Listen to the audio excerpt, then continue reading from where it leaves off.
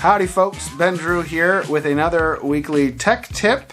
This week we are going to check out Art Eater, a really great app for boosting digital literacy and creating hand-drawn animated GIFs that you can do with students from elementary right through until high school. So we're going to dive right on in.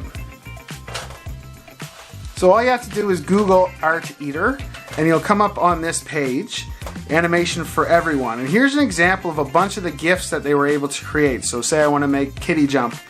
That's the example of the GIF. This is the example of what was drawn for it. Okay, we can check out the little running dude. So that's the output, and this is the input of what they drew for that. We can go back, and it gives a good example of all the different materials you can use. You can use markers, pencils. So this one was painted, and it created a really nice vibe of the setting and rising sun.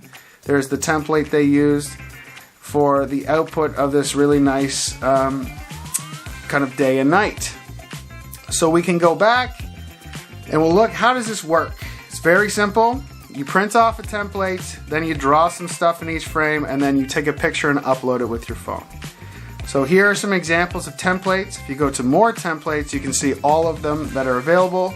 You have starters. I'll do a 6-loop example for you. The intermediate, a little more difficult, 9-frame crosshairs. And then we have, some of them are locked behind a paywall. And then we go down to our advanced. I'll do an example of the free advanced one. The other two I don't know what they're like because they seem secretive. But this is a 9-frame that I'll do in one of my examples. So here is the 6-frame. I'm just going to do a simple bouncing ball. I do not have skills as an artist. That's not my forte, but I just draw it in, add some color to make it pop. Here's the grass.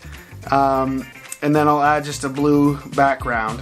See, it's quite messy, but it does the trick. So then I just go on my phone to Art Eater, upload, open my phone's camera, and then I just go, the key is to make sure the QR codes are in the 4 corners of your picture. As long as you have that, it'll turn it into a GIF. So this is a good picture, I hit OK.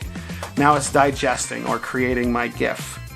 It takes about a minute, but then you show up with a GIF that you drew yourself. So here's my wonderful bouncing ball.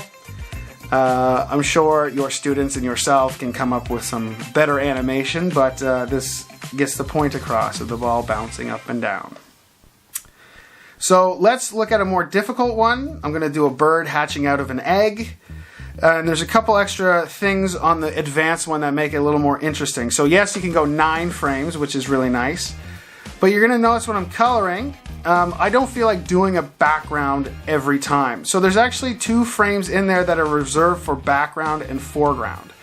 And so whatever you put there stays there. One will show up in front and one will always show up in back. So that's the green and the blue. Here's an example of some of the different effects you can actually apply to your GIF as well. You can pixelate it, you can make it bounce back and forth. You just type in those words like wobble, blur attack, parallax, Mario is the pixel one when you're uploading it. I'm just going to do a normal one for you. So I take a picture of it, got the 4 corners lined up. You'll see the blue is the background, the green is the foreground, so those won't change ever. And then I shaded in the frames per second, how fast I want this GIF to run. So you can go 1 is slow, 36 is very fast. Take my picture, it's just going to load for a bit. I've cut it down, and here is this unsightly duck creature because the markers bled and I can't draw. But you'll see the background stayed, the foreground stayed, but there's my some sort of bird animal GIF that I am very proud of.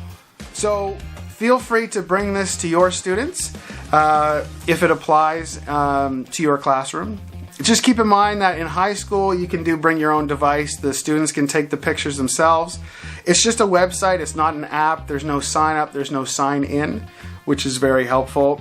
Junior high and elementary, especially elementary, you're going to need your own device. So it'll take a little more work where you have to take the picture for your students.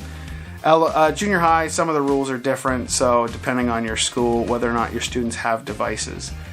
But that's Art Eater, so give it a whirl, create some GIFs from your hands. All right, see you on the next one.